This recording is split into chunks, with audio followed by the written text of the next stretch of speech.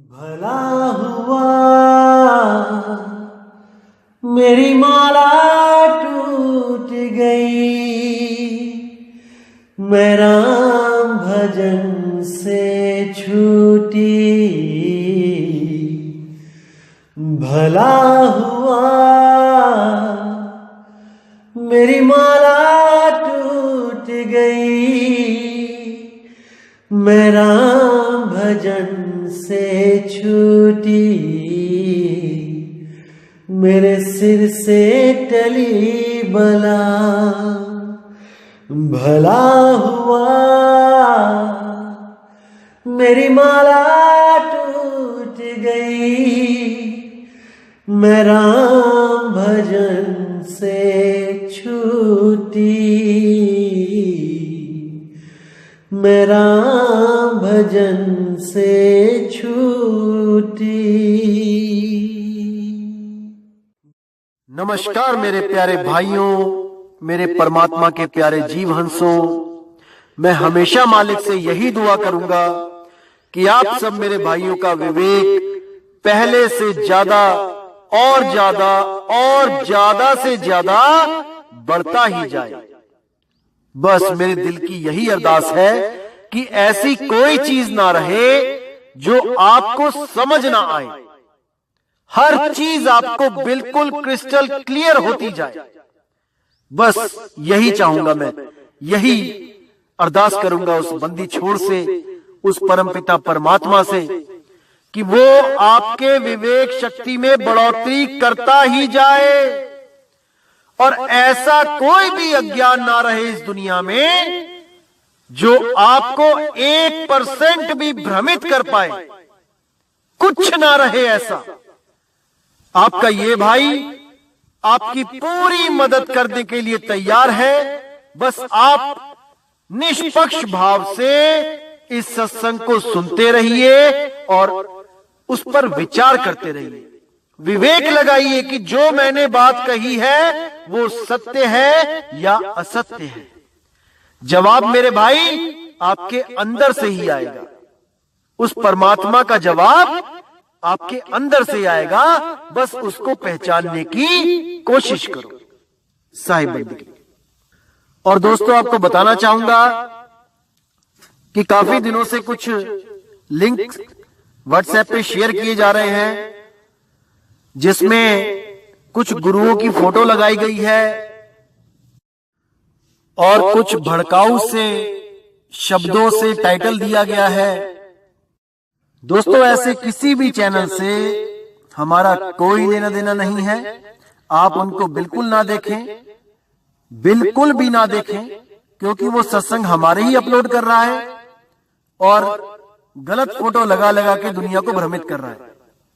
बिल्कुल भी उनका चैनल ना तो सब्सक्राइब करें और जिन्होंने किया है वो अनसब्सक्राइब कर दें। बिना मेरी परमिशन के जो सत्संग अपलोड किए जा रहे हैं ये बिल्कुल गलत बात है। आप ये सब बंद करें। और कोई भी मेरा भाई अगर अपने चैनल पे कोई सत्संग मेरा चलाना चाहता है तो पहले परमिशन लो। प्रचार में योगदान करना है तो बिल्कुल सही तरीके से करो। किसी भी गुरु की फोटो नहीं लगानी है।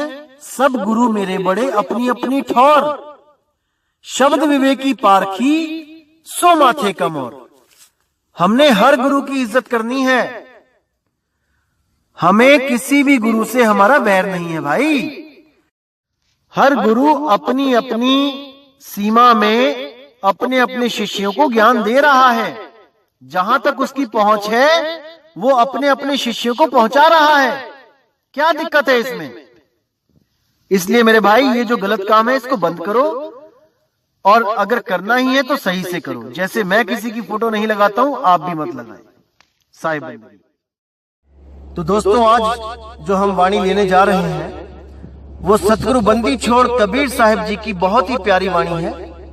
बहुत बहुत ज्यादा प्यारी वाणी है और बहुत विवेकशील वाणी है। इसको समझने के बाद आपके 99% भ्रम खत्म हो जाएगा। तो वाणी का नाम है, ऐ जियरा तू अमर लोक का, पड़ा कालवश आई हो, मन ही स्वरूपी देव निरंजन, तुम्हें राख भरमाई। तो आइए दोस्तों इस वाणी को समझते हैं, इसका श्रवण करते हैं और जानते हैं इसके बहुत ही ज्यादा गूढ़े भेद। साहिब बंदगी सतनाम। तो क्या कहती है वाणी? ऐ जियरा तू अमर लोक का, पर्यो कालवश आई हो, मन ही स्वरूपी देव निरंजन, तुम्हें राख भरमाई हो। 5, 25, 3 का पिंजड़ा, तामे तुमको राखे हो, तुमको बिसर गई सुध घर की, महिमा आपन भाखे हो। देखिए यहां कितना क्लियर कर दिया कबीर साहब ने कि ये जियरा तू अमरलोक का, यानी हे सुरती तू अमरलोक की है, तू इस लोक की नहीं है। तू इस लोक में अपना घर समझ बैठी है गलती से, लेकिन ये तेरा घर नहीं है।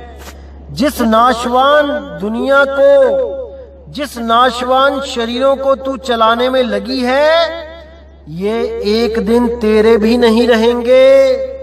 ये यहीं मिट्टी में मिट्टी मिलके खत्म हो जाएंगे और फिर तेरे पास कोई भी रास्ता नहीं होगा जहां पर तू अपना घर बना सके। अभी तो तूने अपना घर समझ लिया इस 5 तत्व के पिंजड़े को, लेकिन जब ये टूटेगा तब तुम कहां रहोगे? ए जियरा तू अमरलोक का, पर्यो कालवश आई हो। तू इस काल की दुनिया में, इस मन की दुनिया में आ गया है भाई। विचार कर ले, विवेक कर ले और अपने असली ठिकाने का रास्ता जानकर सदा के लिए इस देश को छोड़ के चला जा। चला जा इससे पहले कि वो काल तेरे इस शरीर को नष्ट कर दे, वो समय इस तेरे शरीर को नष्ट कर दे।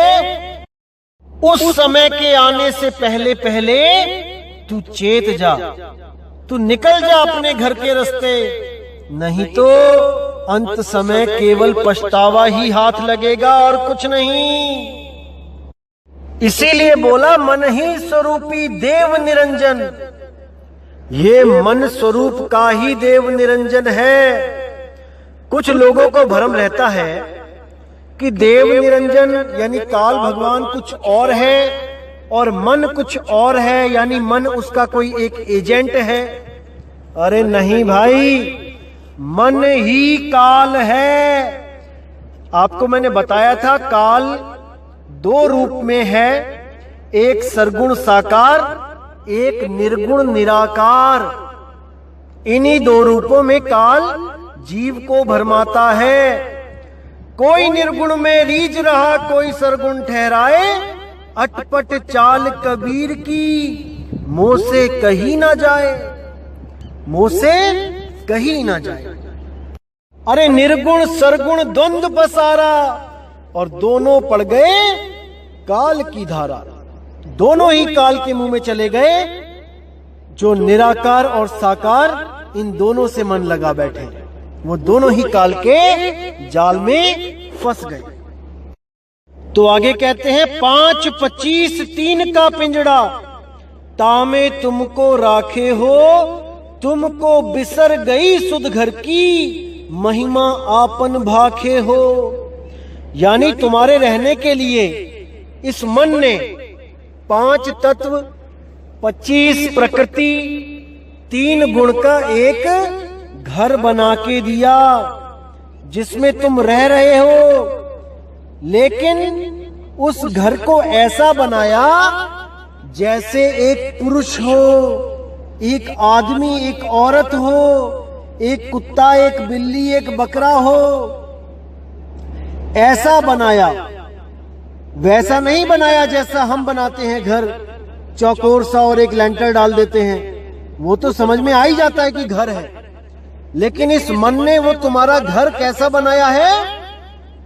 बहुत बहुत बहुत सोच समझ के, बहुत भरमाने वाला घर, जिसकी 2 आंखें भी हैं, जिसके 2 हाथ भी हैं, जिसके 2 पैर भी हैं, वो चलता भी है। वो घर चलता भी है। इसीलिए हम नहीं समझ पाते कि हम घर हैं या घर में रहने वाली सुरती हैं। इसीलिए हम भ्रम में पड़ जाते हैं, क्योंकि ये घर चलता फिरता दिया है हमें। ये खाने पीने वाला घर है, खाता भी है पीता भी है। ये घर नहाता भी है। और तो और दो घर मिलके एक तीसरा घर भी बना देते हैं, ताकि उस घर में भी आकर कोई सुरती फंस जाए। इस घर में आकर वो भी अपने आप को घर समझने लगे, अपने आप को शरीर समझने लगे। ये ऐसा भ्रमजाल है मेरे भाई, जिसमें से बड़े बड़े देवी देवता नहीं निकल पाए। वो भी नहीं जान पाए कि उनका स्वरूप क्या है, कि वो शरीर नहीं है, वो ये आंखें कान नाक हाथ दांत नहीं है। वो भी नहीं जान पाए। वो भी अपने आप को सुंदर समझने लगे। मैं बहुत सुंदर हूं, मैं बहुत ही ज्यादा बलवान हूं। सबके सब इसी शरीरों के चक्कर में उलझ गए। शरीरों से आगे कोई सोच ही नहीं पाया। शरीरों की ही पूजा करी, शरीरों को ही आस लगाई, और शरीरों की आस में ही बंधे दोबारा फिर इस गर्भजून में आ गए। और अपने भक्तों को भी शरीरों की ही पूजा करवा दी। सबसे बड़ा जाल इसी 5 तत्व 25 प्रकृति का है भाई, इसी शरीर का है। और अगर कोई शरीरों को समझ भी गया तो वापस उसको श्वासों के सिमरण में लगा दिया। अरे श्वास भी तो तत्व है भाई, श्वास भी एक तत्व है। लेकिन जो सुरती के द्वारा ये सांस चल रही है, उस सुरती को कोई नहीं जान पाया।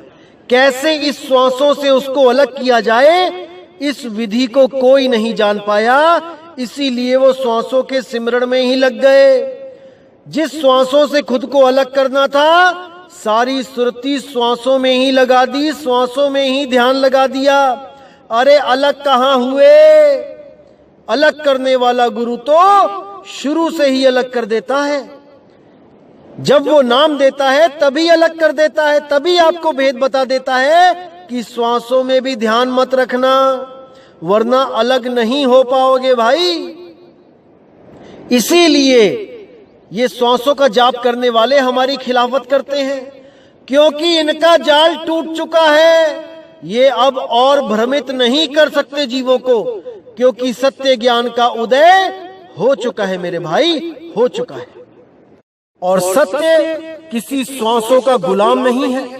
सत्य अपने आप में पूर्ण है, वो श्वासों के द्वारा नहीं पकड़ा जा सकता भाई। श्वास तो स्वयं असत्य है, गिनके मिली है। कुछ श्वासों का तो खेल है भाई। श्वास नाशवान है, श्वास में ध्यान लगाओगे तो मुक्ति नहीं मिलेगी, क्योंकि जो स्वयं नाशवान है वो तुम्हें अविनाशी कैसे करेगा। इसीलिए ध्यान केवल और केवल आत्म तत्व में लगाओ जो अविनाशी है। जैसे ही आत्म तत्व तक पहुंचोगे तुम्हें परमात्मा का साक्षात्कार होगा। जब तक ना चीनोगे आत्म, तब तक ना मिली है परमात्मा। परमात्मा को पाने से पहले अपने आप को जानना पड़ेगा भाई, अपने आत्म स्वरूप को जानना पड़ेगा। इस देही स्वरूप से अलग होना पड़ेगा, तभी उस आत्म स्वरूप को, उस परमात्मा को जान पाओगे। तो कहते हैं तुमको बिसर गई सुध घर की, ये महिमा अपन भाखे हो। तुमको अपने घर की, यानी कि जिस अवस्था में तुम थे, तुम्हारी सुरति तुम्हारी आत्मा में लगी हुई थी, तब तुम पक्के घर में रहते थे, पक्का तुम्हारा ठिकाना था। जैसे ही तुम वहां से अलग हुए, वैसे ही तुमने इस शरीरों को, इन 5 तत्व 3 गुण 25 प्रकृतियों को धारण कर लिया। और जैसे ही तुम उस अवस्था को छोड़कर यहां पहुंचे, तुम अपनी उस अवस्था को भूल गए और तुम इन किराए के कमरों में लगे धक्के खाने, एक छोड़ दूसरे में, दूसरा छोड़ तीसरे में। तो यहां बोला जा रहा है तुमको बिसर गई सुध घर की, ये महिमा आपन भाखे हो। ये ज्योति निरंजन, ये मन तुम्हें यहां भरमा के अपनी महिमा भागता है, तुम्हें अपने ही जाल में फंसाता है। अलग अलग अवतार धारण करके, अलग अलग गुरुओं का शरीर धारण करके तुम्हें शरीरों का ही ज्ञान देता है, तुम्हें गुरु रूप में फंसाता है और सब जीवों को इस आस में लगवा देता है कि अंत समय में तुम्हारा गुरु ही तुम्हें लेने आएगा, तुम्हारे गुरु का रूप धारण करके ही परमात्मा आएगा। याद रखो मेरे भाइयों, परमात्मा देही गुरु नहीं है। परमात्मा कभी देह में नहीं आता लेने, हाँ वो ज्ञान समझाने जरूर देह में आता है और देह में आकर वो विदेही का ज्ञान समझाता है, ना कि देही से आस लगवाता है। अरे 5, 25, 3 है पिंजड़ा, ये देही पिंजड़ा है भाई। अगर इस पिंजड़े की आस में रहोगे तो अंत समय में पिंजड़ा ही नसीब होगा। इसीलिए बोला गया है विदेह। विदेह यानी जिसकी कोई देह नहीं है, जो केवल और केवल शब्द धुन है, जो अखंड शब्द नाद है, जिसका कभी नाश नहीं होता, वही शब्द गुरु है, वही हमारा निज स्वरूप है। बीजक में भी साखी बोली गई, शब्द हमारा तू शब्द का, सुन मत जा सरक, जो चाहे निज रूप को शब्द ही ले परख। यानी शब्द हमारा, यानी कि मेरा रूप शब्द है, शब्द हमारा तू शब्द का, तेरा भी रूप शब्द ही है। सुन मत जा सरक, इन बातों को सुन के सरक मत जाना। अगर समझ नहीं आती तो इसको बैठ के और समझने की कोशिश करो। सरकने की जरूरत नहीं है, यानी कि सत्संग छोड़कर जाने की जरूरत नहीं है क्योंकि समझ नहीं आ रहा है। कोई बात नहीं, लगे रहो। सुन मत जा सरक, जो चाहे निज रूप को तो शब्द ही ले परख। अगर अपने निज स्वरूप को जानना चाहते हो, इस देह स्वरूप से अलग अपने शब्द रूप को जानना चाहते हो, तो इस सत्संग में बताए गए उस सार शब्द की महिमा को अच्छी तरह समझ जाओ, उसको विचार कर लो, विवेक कर लो, तलवारें तिखी कर लो, अज्ञान को काटते जाओ और ज्ञान को अपनाते जाओ, विवेकी होते जाओ। तभी ये ज्ञान समझ में आएगा, तभी उस शब्द की महिमा समझ में आएगी मेरे भाई। जो शब्द हम सब का गुरु है, हम सब का निज रूप है। अरे हम हैं शब्द, शब्द हम माही, और शब्द से भिन्न और कछु नहीं। उसके अलावा और कुछ नहीं है जहां पे हमने सुरत लगानी है। कोई घी के दिए नहीं जलाने, कोई अगरबत्तियां, धूप अगरबत्ती नहीं घुमानी किसी फोटो के आगे गुरुजी के। ऐसा कोई काम नहीं करना जहां पे हमारी सुरत फंस जाए। केवल और केवल निज रूप में सुरती को संभालना है भाई, आठों पहर, तब बात बनेगी। अगर नहीं कर पाते हो तो कोई बात नहीं, लगे रहो, धीरे धीरे रे मना, धीरे सब कुछ होए। माली सींचे 100 घड़ा, ऋतु आए फल होए। अरे शुरुआत तो करो, धीरे धीरे होता जाएगा अपने आप। एकदम नहीं छूटेगा सब कुछ, धीरे धीरे होगा। लेकिन शुरुआत करोगे भाई तभी होगा, बातों से नहीं होगा। अब कहते हैं निराकार निर्गुण है माया, तुमको नाच नचावे हो, चरम दृष्टि का कुल्फा देके 84 भरमावे हो। 4 वेद जाकी है श्वासा, ब्रह्मा स्तुति गाई हो, सो कति ब्रह्मा जगत भुलाई, ते ही मार्ग सब जाई हो। अब कितना साफ कर दिया यहाँ पे कि निराकार निर्गुण है माया, कि जो भी गुरु आपको निराकार परमात्मा से, निर्गुण परमात्मा से जोड़ता है, वो आपको माया से ही जोड़ रहा है। जो भी ये कह रहा है कि परमात्मा साकार नहीं निराकार है, वो असल में माया द्वारा भ्रमित कर दिया गया है। वो खुद भी नहीं जान पा रहा है और वो आपको भी गलत दिशा में लेके जा रहा है। इसीलिए बोला गया है, निर्गुण सरगुण दोनों से न्यारा, जानेगा कोई जाननहारा। तो यहां पे साफ क्लियर कर दिया कि निराकार निर्गुण है माया, तुमको नाच नचावे हो। यही जो दो हाथों के बीच में जो निराकार तत्व दिखाई देता है, यही निराकार माया है, यही काल है, यही आकाश रूप है जो सब ब्रह्मांड में व्याप्त है।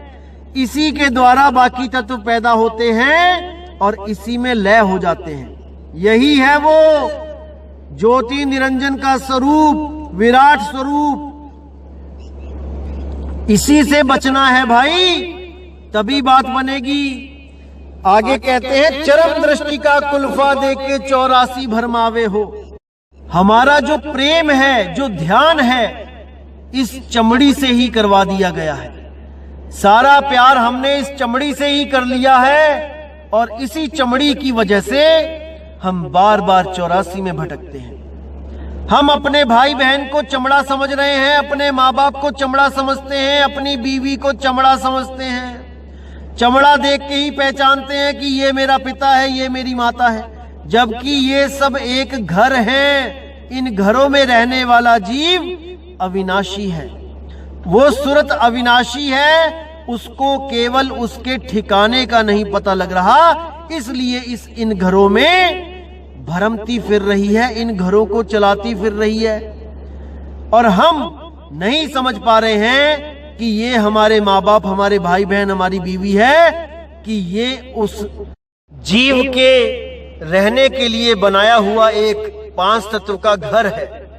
हम इसी को नहीं समझ पा रहे हैं।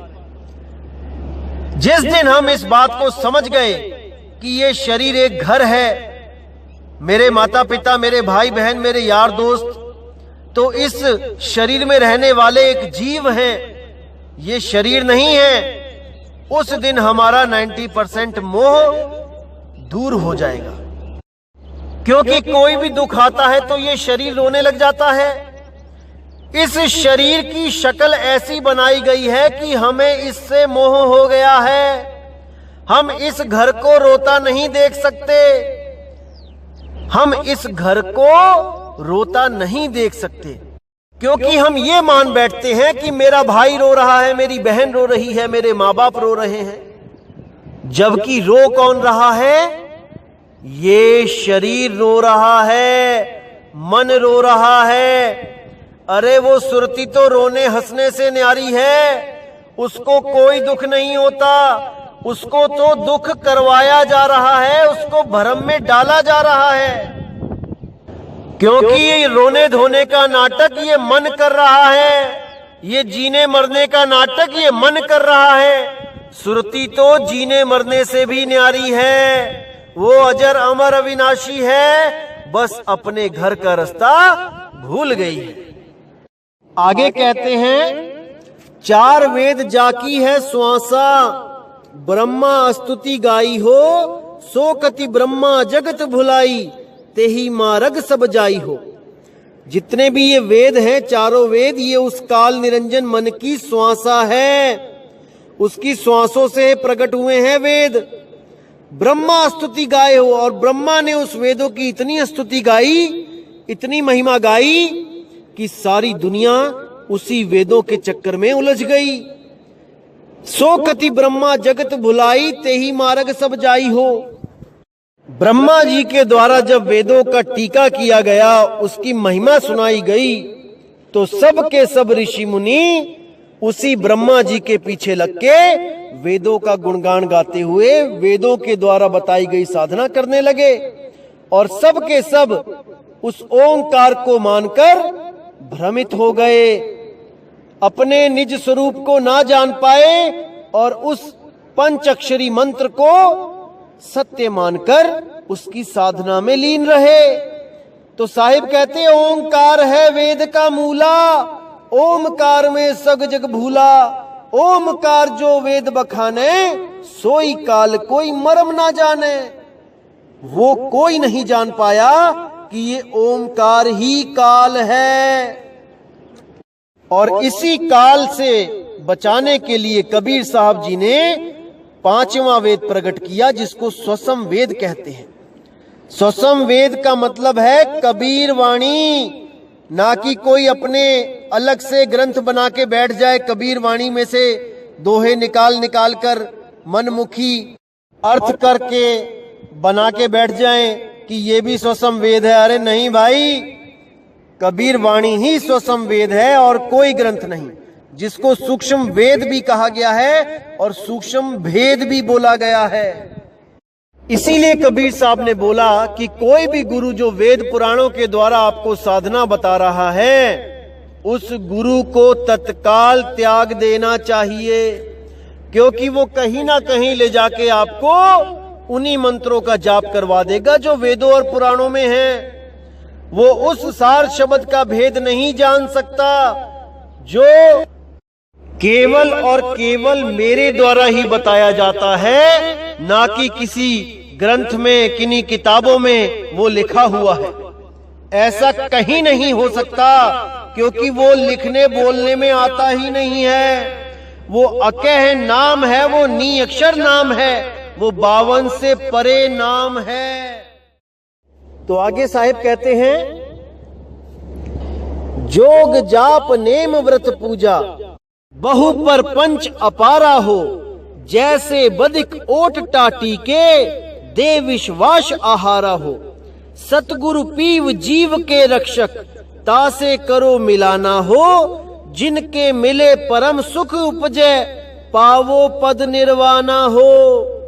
तो यहाँ पे बिल्कुल साफ क्लियर कर दिया साहिब ने कि जोग जाप, जितने भी ये जोग हैं, जितने भी ये जाप हैं, करोड़ों अरबों जाप हैं, ये सब नेम व्रत पूजा, ये परपंच है।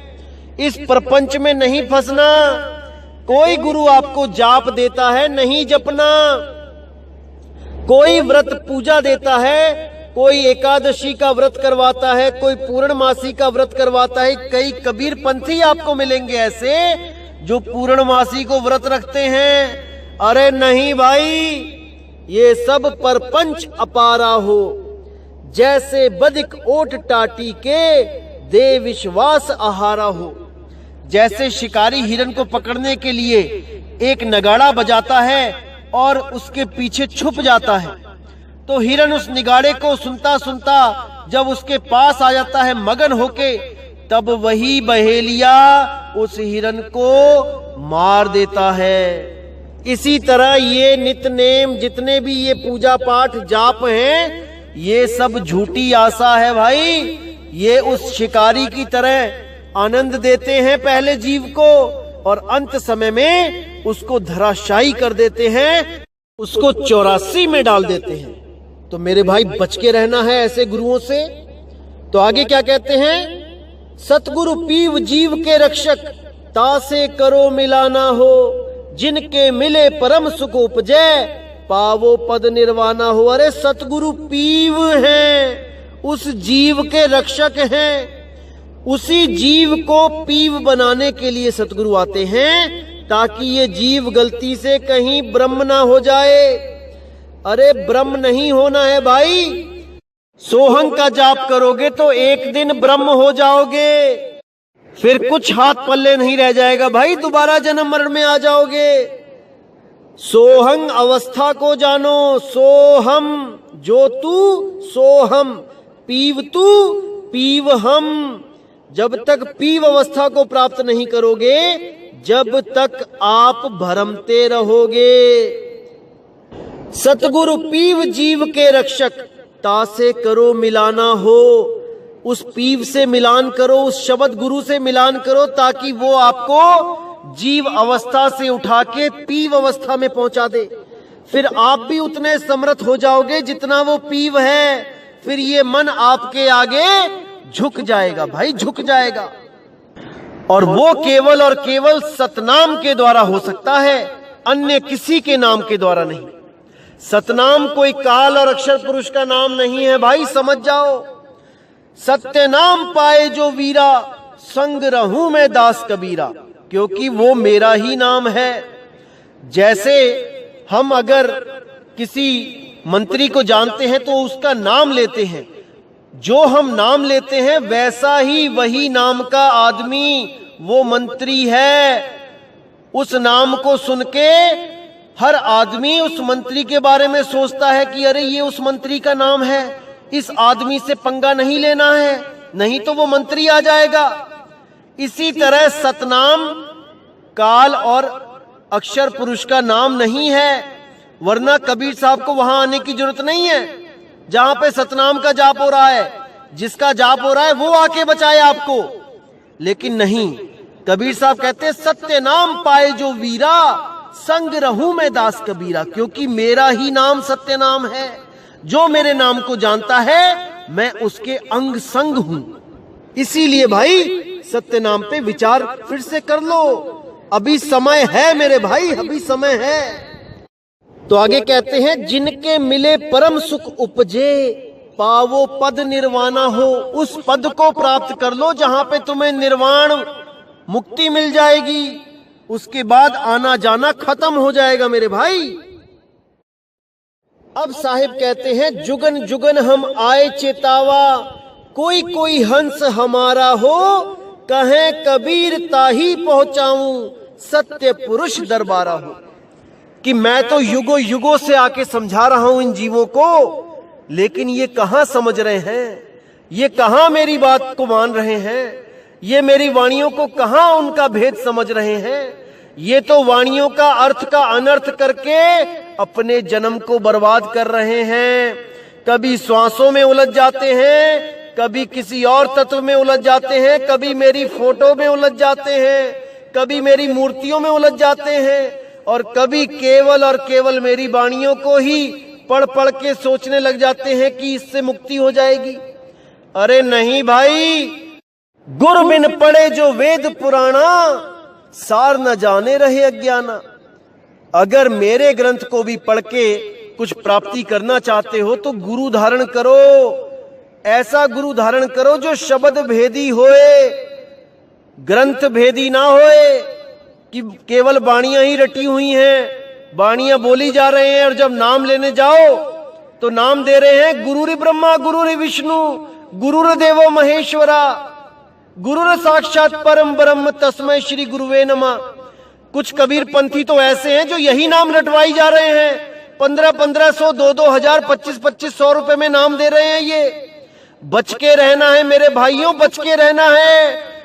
भेड़ की खाल में भेड़िए छुपे बैठे हैं, बाहर से तो ऐसा लगेगा मानो कबीर साक्षात बैठा है, लेकिन जब नाम देते हैं तो ऐसा भरमाते हैं, ऐसा भरमाते हैं जीव को कि 84 में जाने के अलावा और कोई रास्ता ही नहीं बचता है। तो ऐसे गुरुओं से सावधान हो जाओ मेरे भाइयों, ये जन्म बहुत बहुत दुर्लभ है, इसको ऐसे बर्बाद मत करो, मत करो, मत करो।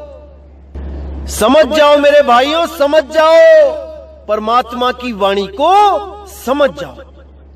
तो दोस्तों, उम्मीद करूंगा कि आज का सत्संग आपके भ्रम तोड़ने के लिए काफी होगा।